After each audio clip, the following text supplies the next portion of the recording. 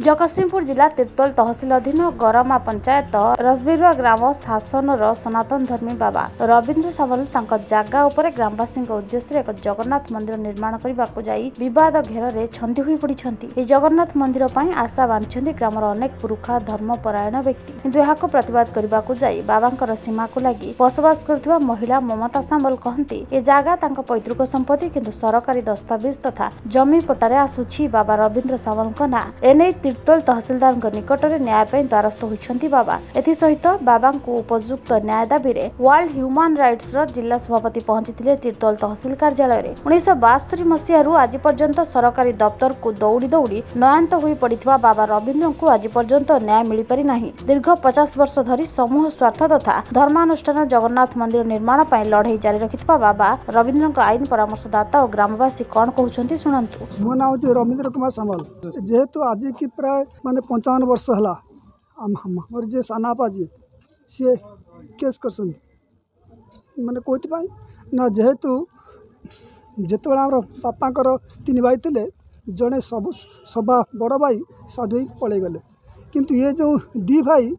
से पिला छुआ अधिका जहाँ चलिया बड़ कष्ट सी भाई दुख देखिकी सी किसी पैसा कलेक्शन करी गोटे जमी किनीदे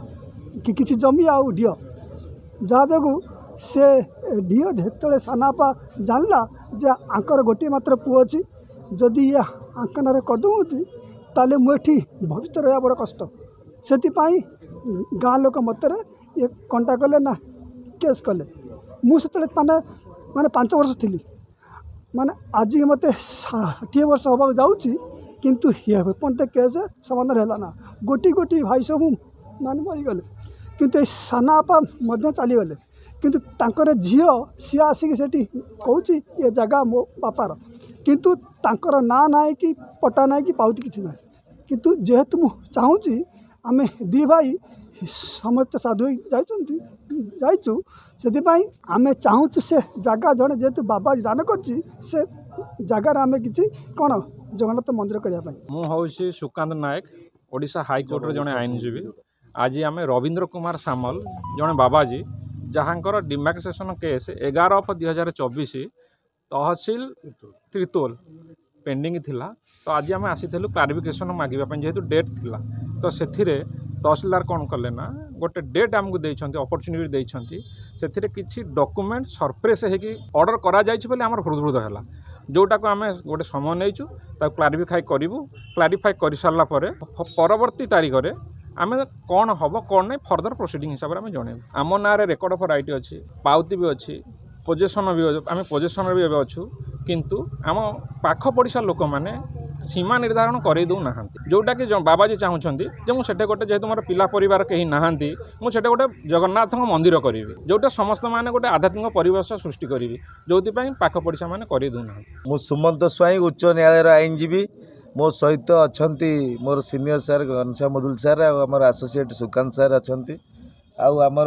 दुर्मंत सार अच्छा बर्तमान आमर आईनजीवी सार तो बर्तमान आम रवींद्र बाबू रवींद्र कुमार सामल जे कि जड़े बाबा तो बर्तमान तांकर गोटे केस चलता देखु 2077 मसीहार केसटी तो तांकर जड़े गुरु बाबा गुरु सी ना हूँ सदानंद दास सी बर्तमान शिष्य को जगह को कबला करते 72 मसीह तो आज्ञा देखु 72 मसीहा कबला कलापर ना एवं भी पट्टा रही नंबर रही खाता नंबर रही 817 तांकर प्लॉट नंबर भी रही बर्तमान 61-62 तो ता सहित आपण मैंने देखुं आजिकल जो समस्या घटुची तो भाई भाईर शत्रु तो बर्तमान बाबाजी चाहूँगी जेहेतु